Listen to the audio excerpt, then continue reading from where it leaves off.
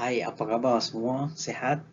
Kali ini kita akan bincangkan topik berkaitan, topik baru, bab 4, iaitu berkaitan tentang pengurusan sistem kenegaraan Islam, yang mana kita akan bincangkan 3 perkara penting. Okey, pertama kita akan bincang tentang sistem politik dan pemerintahan yang ada kaitan pada minggu lepas punya pembincangan. Kemudian kita akan bincangkan sistem perundangan, satu perbincangan yang menarik, kadang-kadang stigma yang buruk berkaitan tentang sistem perundangan ini. Kemudian yang ketiga kita akan bincangkan bab ekonomi, bagaimana ekonomi yang menurut perspektif Islam itu lebih menekankan tentang ekonomi yang bersifat kebajikan. Okey, pertama kita bercakap tentang sistem politik dan pemerintahan. Bila kita bercakap tentang sistem politik dan pemerintahan, kita melihat perkataan politik Islam itu atau dikenali dengan bahasa dengan istilah siasah Islamiah ataupun siasah syar'iyah. Maknanya di sini bagaimana kita bercakap tentang Islamiah ataupun syariah itu merupakan kata sifat bagi siasah ataupun politik itu sendiri. Nah, kalau kita melihat konteks pandangan Ibnu Qayyim Al-Jauziyah menyatakan bahawa pertama pembahagiannya kepada dua tentang maksud siasah syariah ini, iaitu siasah yang berasaskan kepada keadilan. Pertama, yang melihat kepada konteks keadilan itu sendiri. Tidak ada manipulasi yang dalamnya.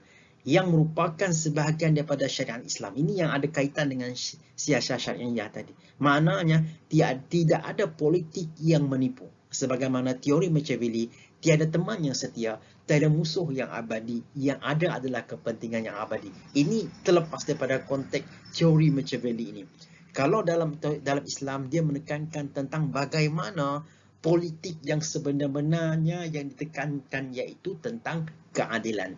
Dan yang kedua, pandangan Al-Jauziyah, Ibnu Qayyim ini, dia mengatakan bahawa siasah berasaskan kepada kezaliman yang perlu dijauhkan serta diharamkan oleh syarak ke atasnya. Maknanya di sini bahawa dalam politik Islam menidakkan tentang konteks kezaliman. Politik yang menekan seseorang itu, politik yang menipu seseorang itu, politik yang akan menjahanamkan tentang bagaimana sistem politik yang berlaku secara adil tapi diruntuhkan. Maka dalam hal ini, politik yang semacam ini harus dijauhkan serta diharamkan oleh syarak ataupun Islam itu sendiri.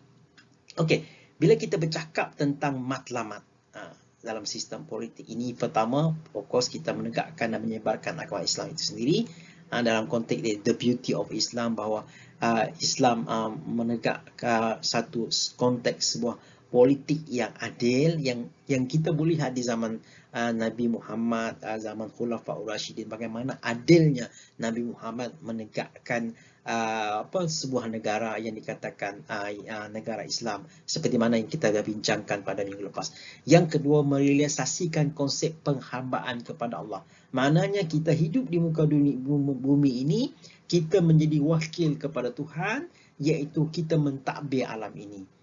Kalau kita berlaku adil, maka jawapannya adalah kita diredai oleh Tuhan. Kalau kita melakukan sistem penindasan, sistem menipu dan sebagainya, maka hidup kita ini tidak diredai oleh namanya Tuhan. Yang ketiga, tujuan ataupun matlamat politik dalam Islam ini menjamin dan memelihara kesejahteraan manusia itu, yang dikontekkan dalam ini, iaitu kita bercakap dalam maqasid syariah, iaitu memelihara yang dikatakan agama, nyawa, akal, harta, keturunan ataupun maruah itu sendiri. Nah, dalam pemeliharaan ini yang paling ditekankan. Dalam 5 ataupun 6 konteks ini yang disebut sebagai maqasid syariah ini, mesti berteraskan bahawa meletakkan dan menjamin keadilan kepada 5 ataupun 6 ini, dan juga memelihara sekaligus supaya agama tidak terancam, nyawa tidak hilang melayang begitu saja, akal tidak diperbodohkan, harta sentiasa dijaga dengan baik, keturunan ataupun maruah ini dijamin oleh dalam konteks politik dalam Islam.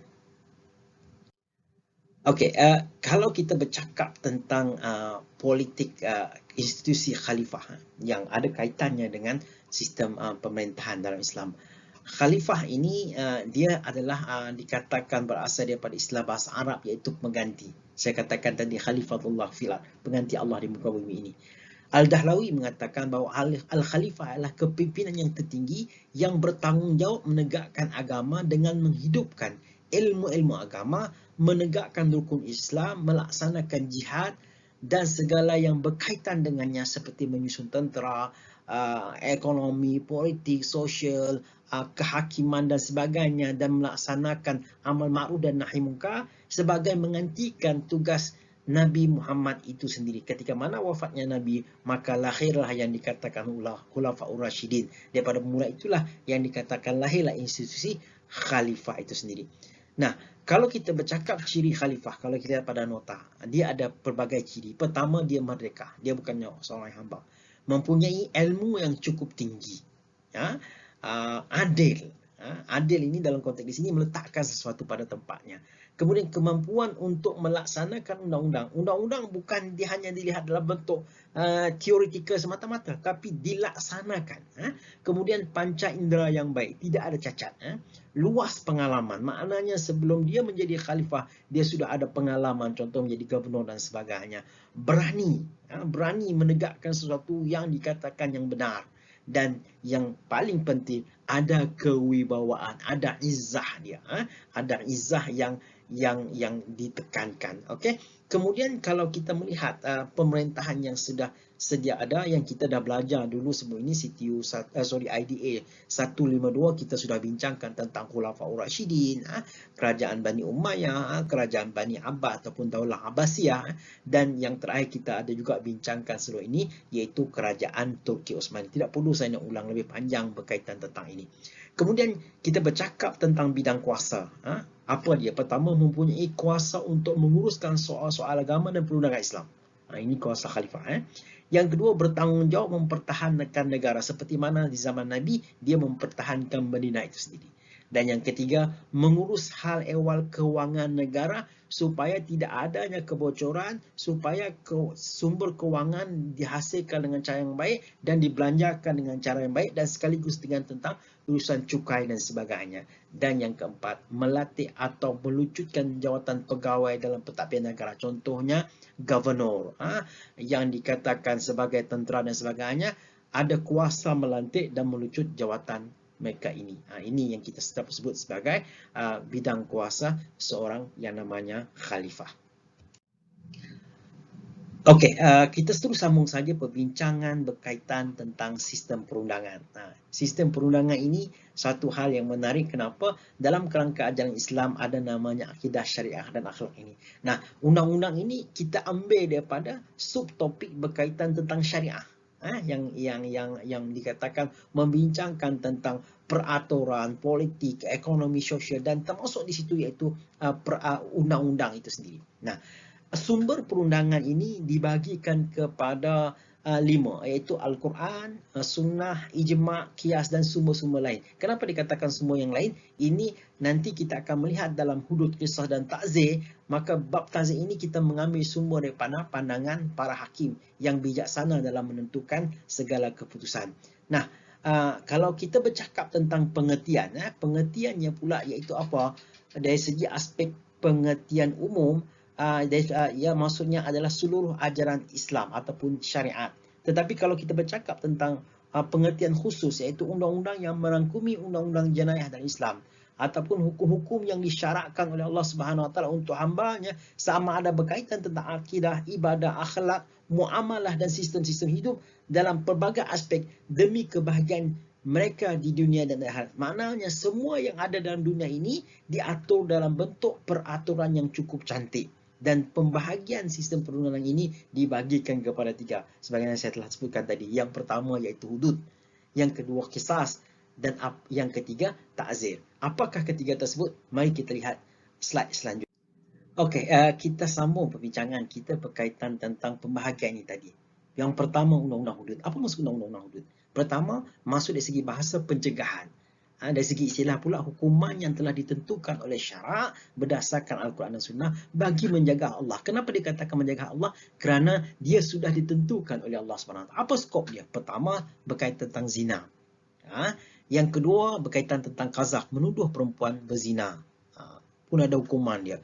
Kemudian yang ketiga minum arak. Okey. Yang keempat mencuri. Kemudian merompak, lari daripada medan perang, memberontak terhadap negara Islam yang sah. Nah, ini yang sudah tercatat dalam Al-Quran dan juga sunnah Nabi SAW, hukuman-hukuman yang telah ditentukan, contohnya sebagai zina. Zina contohnya, kalau dia berzina, kalau dia bujang, hukuman dia iaitu sebat 100 kali sebatan. Kalau dia dikatakan sudah kahwin, maka dia akan dikatakan direjam sampai mati. Kemudian qazaf, menuduh perempuan berzina. Ya, dia ada hukuman iaitu kalau didapati dia menuduh tanpa ada bukti, maka disebatan kepada dia iaitu 80 sebatan. Dan juga yang lain, contohnya minum arak, iaitu disebat sebanyak 40 kali sebatan. Curi, potong tangan dan seterusnya. Dan detailnya ada yang saya bekalkan dalam nota yang saya berikan kepada awak semua. Kemudian kalau kita bercakap dengan bab yang dikatakan qisas pula. Apa dikatakan qisas? Pertama, kalau dari segi bahasa mengikut istilah, iaitu mengikut. Balas baliklah maksudnya sini. Istilahnya hukum yang telah ditentukan oleh syarak, sama tadi, berdasarkan nas Al-Quran dan juga sunnah Nabi SAW, bagi menjaga hak individu. Kalau tadi dikatakan hak Allah, ini pula menjaga hak individu. Apa dia? Iaitu kes bunuh. Kemudian apa lagi?